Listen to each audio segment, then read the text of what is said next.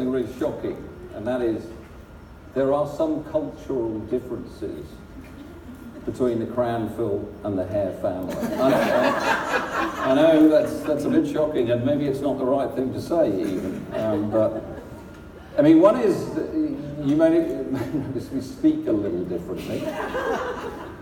And the other is, at the back, as you walked in to have dinner, you will notice the dessert was out before any other course. You don't do that with pudding. Pudding is sticky and it comes at the end, and everybody ignores it. But I must say, I have actually been to quite a lot of weddings. Is this really? I think that's about it. I would change if I were Yeah, you. okay. So let's forget about that. Can it be still on? All right, well, I'll just shout. I have been to a lot of weddings, actually. And the interesting stat that I've got is I have never eaten a piece of wedding cake. Now, Karen made the wedding cake for today, so I think I'm going to have a change. Oh, sorry, I wasn't supposed to tell anybody that. Karen made the wedding cake. Okay. Can't they just turn it off? Isn't that possible? You've got to undo a review. I'll add this on to you in 8 minutes.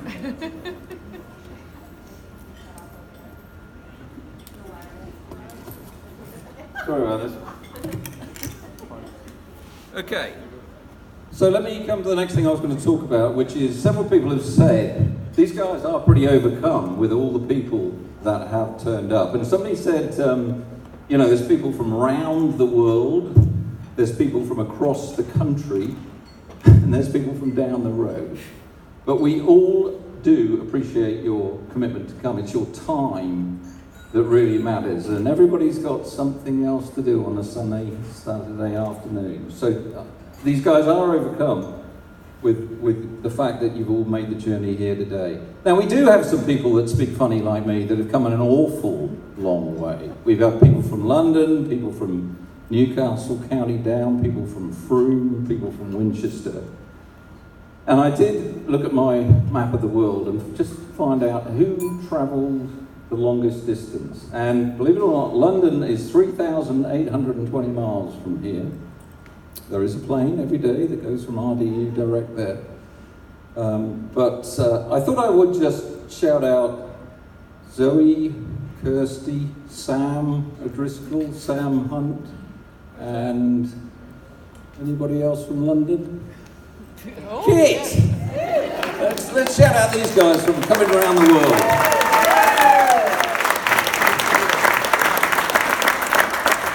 Now, I did arrange, we thought we'd have a little cultural exchange here. So these people have come away all the way from London, so if you tag them later tonight, they will give you a 5-minute summary of what Brexit is all about. In exchange for a 5-minute summary of how the US electoral system works. Okay? I'm not sure who's got the worst end of the deal now. If you want to fight, you've got to go outside. Okay? I thought I would also just shout out the youngest guest here. Yeah. Miller Jo Boyce. Yeah. All right. Whoa.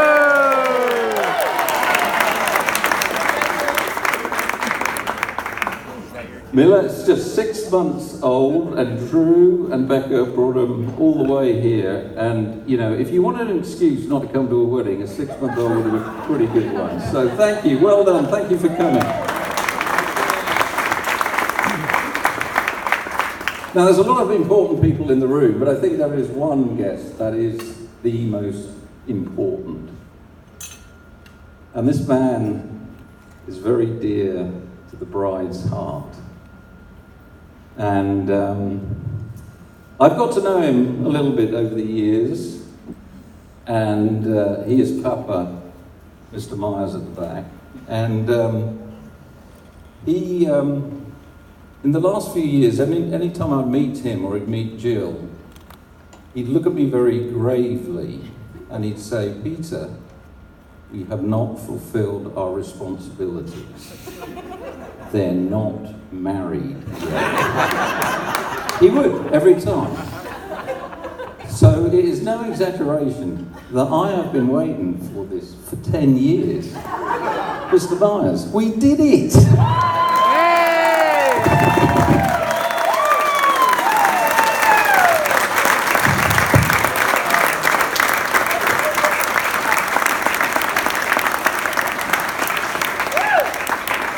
Yeah, that's a tremendous feeling. Okay, so, I mean, you're supposed to give sort of humorous stories that occurred through their courtship.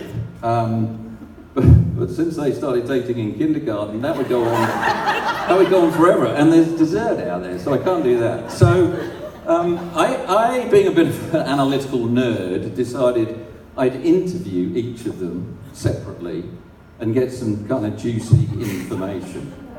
And I had to guarantee complete anonymity, so I gave them code names, so you wouldn't know who's talking. One of them is called Captain Sensible, and one of them is Miss Authentic. So you've got no idea who they are. But anyway, so the first question was, I think you're a bit too smart for me, actually. You've caught on already, so we'll just call them Mel and Dave. But anyway, so I asked David the first question. The first question is pretty tacky, actually. What is your fiance's most annoying habit? Okay? And some of the questions took a while to get the answer, but David was instantaneous. Wet towels on the bathroom floor. Hey! But the really funny thing is, I then went to David and I said, I then went to Mel and said, "What's David's most annoying habit?" And she said, "Hanging wet towels over the bathroom door." Hey! So I can't shut the door. So I tell you, and this is true. I yesterday, driving away from the golf course, realised I hadn't bought him a wedding present. So down 15501 into Lowe's, I have solved their marital problems for a lifetime. I got him a towel. Hey!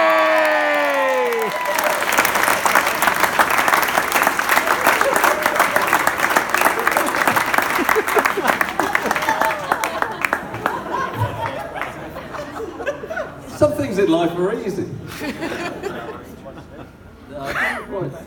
I'm over time. Sorry, can I go on a little bit? Yeah, go. Okay. What's that, sir? It'll only get more. You've got good fast. This is embarrassing. Getting old.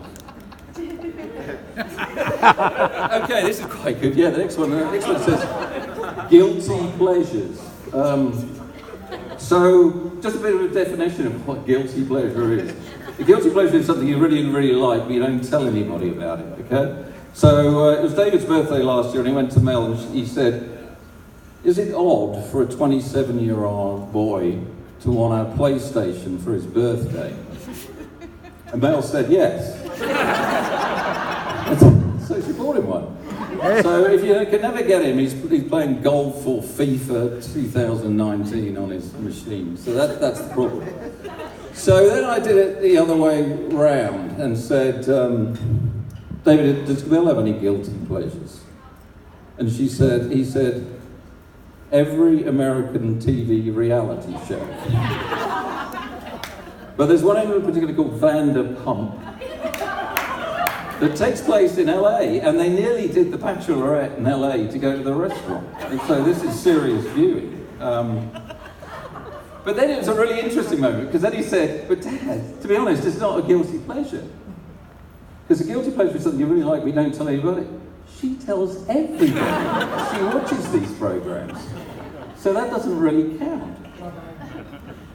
So the last one is celebrity crushes. So, first of all, Oh. Mel asked David what's his celebrity crush. And as we've heard, he is Captain Sensible, Mr. Likeable. He wouldn't have any celebrity crushes. And Mel said, I can't think of anybody he puts on his wall or fancies or anything like that. You know, there isn't anybody. And then she said, but there was a funny thing last week. We were having one of these general knowledge quizzes that used to be called Trivial Pursuit. And there was a question which said, can you name a supermodel? And in an instant, he had Kate Winslet and Bar Raffaelli, Kate Upton, in an instant. I mean, I don't know who those people are, but apparently they're supermodels, and that took him by surprise. Do you want to share it? No, not yet. No. But I should say my well, the last one, yes, the other way around. What was Mel's celebrity crush? And this was pretty straightforward, actually. This was Thor. Does anybody not know who Thor is? Oh my God, we're the only people in the room. I have no idea who Thor was. Okay, so he is a superhero. He used to be a cartoon, then went in films, and they put all the superheroes together for the Avengers or something. I don't know. But anyway, but this is where it really gets interesting, because apparently 2 years ago they went to a fancy dress event in DC, a Halloween event, where they had to go as sports people, and David very kindly went as Mia Hamm. Okay, just keep with the story if you can for a second here. Now, unless I'm mistaken, Mia Hamm, the footballer, soccer player, sorry, wrong country, he has black hair, but he couldn't find a black wig, so he wore a blonde wig. And Mel looked at him and said, actually, you look pretty good. You look a bit like Thor. I am not joking. This is absolutely gospel. Anyway, David occasionally goes out for boys' weekends playing golf, and we thought to keep Mel company while he's away, she should have her own short-haired Thor.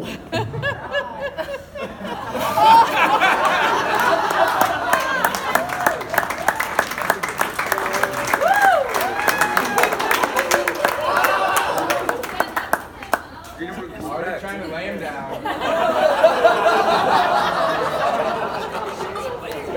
Okay, so I don't know about you, but this idea of the Mia Hamm wig, I just conjured up some sort of picture, and I thought we ought to have a go at it. This is what David looked like with the Thor wig. Could you just try and put that one on for us? Or maybe you could give it a comb. Business in the front, party in the back.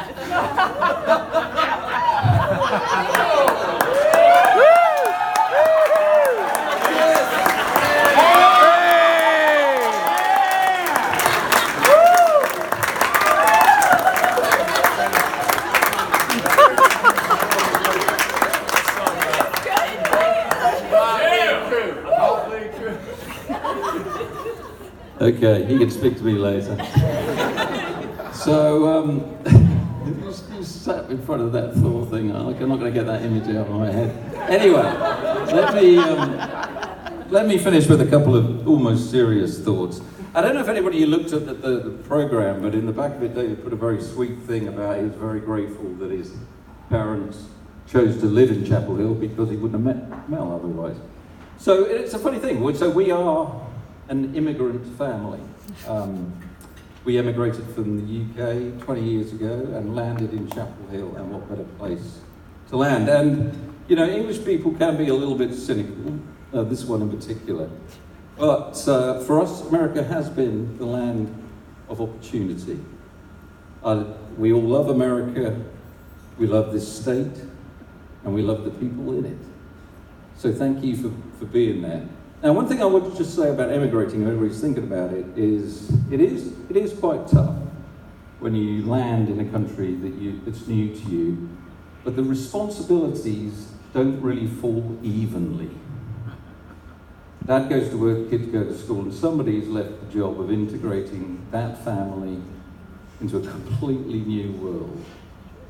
And the fact that we have been successful here, and David would know, comes down to one person in particular, and that's David's mum.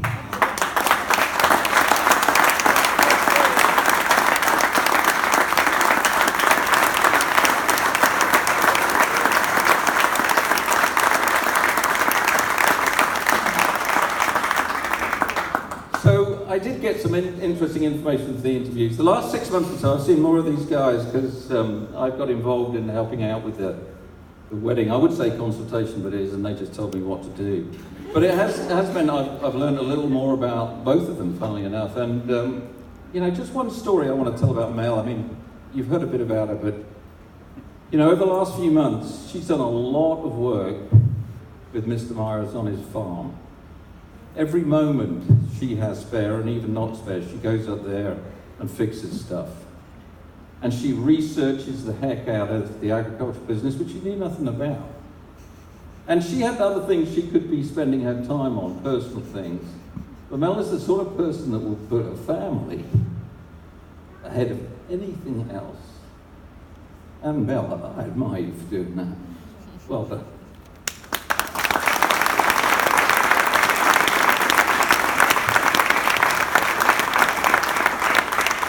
So some people may know David's moving jobs. He had a corporate job in DC, and he's moving to UNC, actually in the careers department.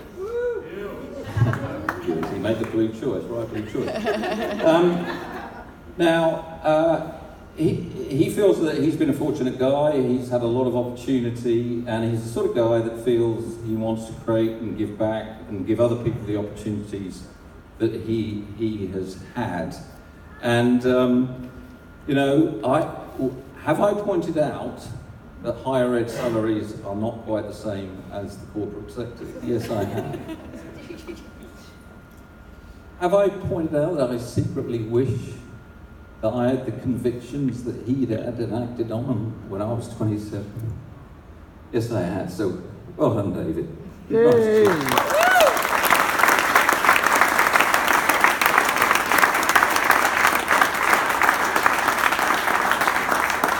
So I'm going to finish. My last gift. Now this is a bit of a funny one. So they're big heart pills. Now some of you may know that my history is in the pharmaceutical industry, and maybe it's because of that.